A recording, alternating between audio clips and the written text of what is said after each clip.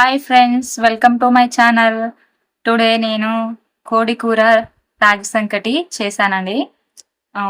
దీనికి కావాల్సిన ఏంటంటే ఫస్ట్ మనము ఆనియన్స్ ఫ్రై చేసుకోవాలి. ఫ్రై చేసుకొని పక్క పెట్టుకొని అందులో కొంచెం ఆయిల్ యాడ్ చేసుకున్న తర్వాత జీలకర్ర, తర్వాత జీడిపప్పు వేసుకొని కలుపుకోవాలి. ఇందులో హైలైట్ ఏంటంటే జీడిపప్పే అండి. జీడిపప్పు మధ్యలో మధ్యలో తగులుతుంటే ఆ టేస్ట్ సూపర్ అంటే సూపర్ ఉంటుందండి. జీడిపప్పు కొంచెం వేసిన తర్వాత పసుపు, కారం పొడి మన రుచికి తగినంత వేసుకోవాలి.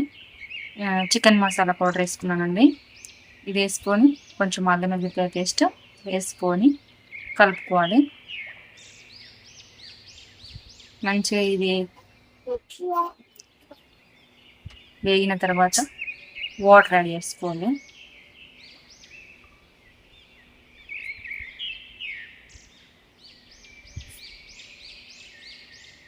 వాటర్ అనేది మనకు ఆప్షనల్.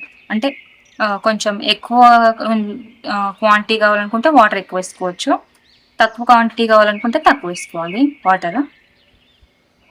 వాటర్ వేసుకొని మూత పెట్టుకొని మంచిగా బాయిల్ కావాలి. వాటర్ బాయిల్ కావాలి. మంచిగా ఇలా మరుగుతున్నప్పుడు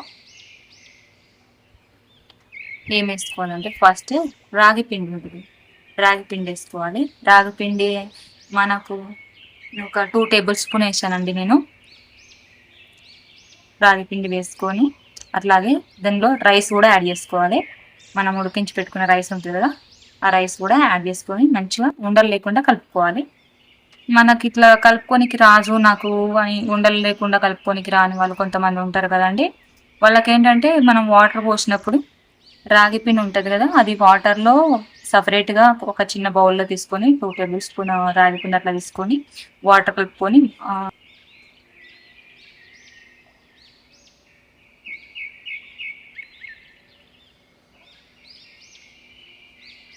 ఉండలు లేకుండా మంచిగా కలుపుకోవాలండి. కొని ఆ కలిపిన వాటర్ని ఇందులో యాడ్ చేసుకోవాలి. అట్లయితే ఉండలు కట్టకుండా ఉంటుంది. కొత్త వాళ్ళు అట్లా ఆ విధంగా ట్రై చేయండి.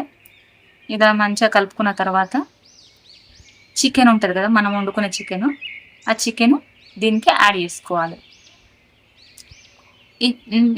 మనము చికెన్ యాడ్ చేసుకుంటున్నాం కాబట్టి చికెన్లో ఆల్రెడీ కారం ఉంటుంది, సాల్ట్ ఉంటుంది. సో మనం ఈ సాల్ట్ అనేది చూసి వేసుకోవాలి. కారం అయినా సాల్ట్ అయినా మన టేస్ట్కి తగ్గినట్టు వేసుకోవాలి. ఇలా మూత పెట్టి ఒక 5 మినిట్స్ అట్లా మీడియం ఫ్లేమ్లో పెట్టి ఉడికించుకోవాలి. మధ్యలో మంచిగా అడిగంటకుండా కలుపుకోవాలి.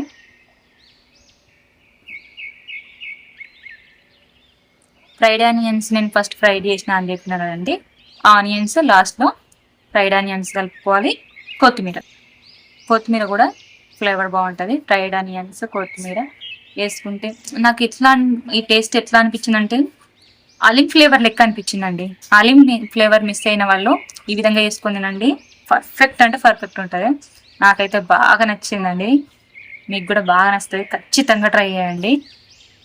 చాలా అంటే చాలా బాగా నచ్చింది. మెయిన్ హైలైట్ అంటే జీడిపప్పులు బాగా సూపర్గా తగులుతుంటాయండి. ఇలా మగ్గించుకున్న తర్వాత మళ్ళీ ఒక 2-3 మినిట్స్ అట్లా మళ్ళీ మగ్గించుకొని మూత తీసేసుకొని చూసుకోవాలి.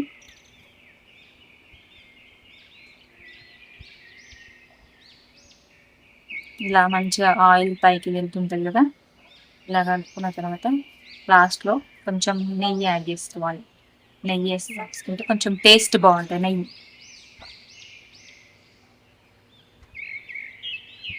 ఇలా మధ్య మధ్యలో కలుపుకుంటూ ఆయిల్ పైకి వెళ్ళిన తర్వాత